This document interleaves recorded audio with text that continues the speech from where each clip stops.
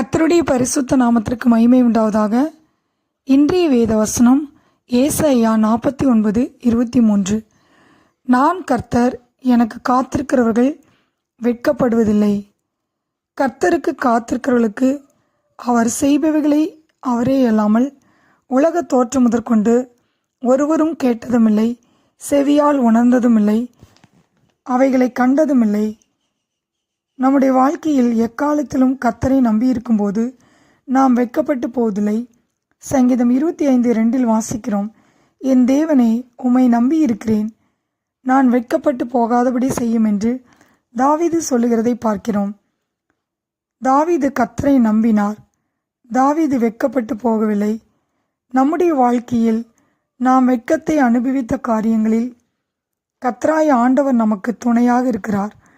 நம்முடைய முகம் செத்து போவதில்லை, நம்முடைய முகம் வெட்கப்பட்டு போவதில்லை.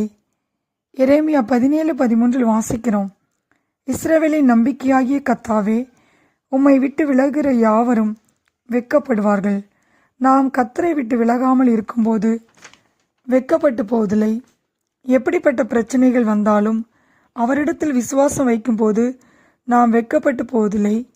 பிலிப்பியர் 1:20 வாசிக்கிறோம், நான் ஒன்றிலும் வெட்கப்பட்டு போகாமல் வாழ்ந்தாலும் மரித்தாலும் தமது சரீரத்தினாலே கிறிஸ்துவே மகிமைப்படுவார் என்று பவுல் கிறிஸ்துவின் மேல் நம்பிக்கையாக இருந்தார்.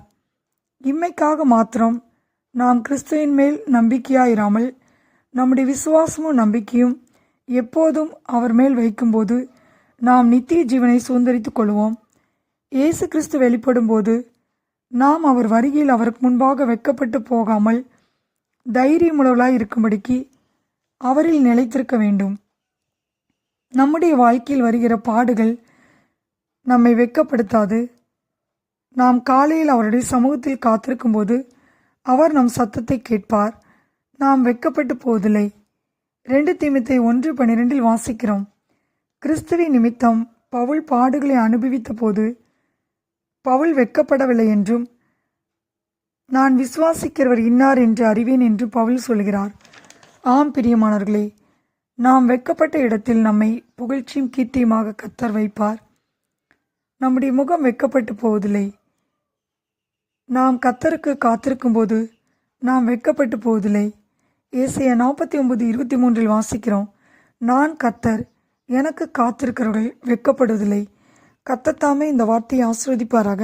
ஆமேன்.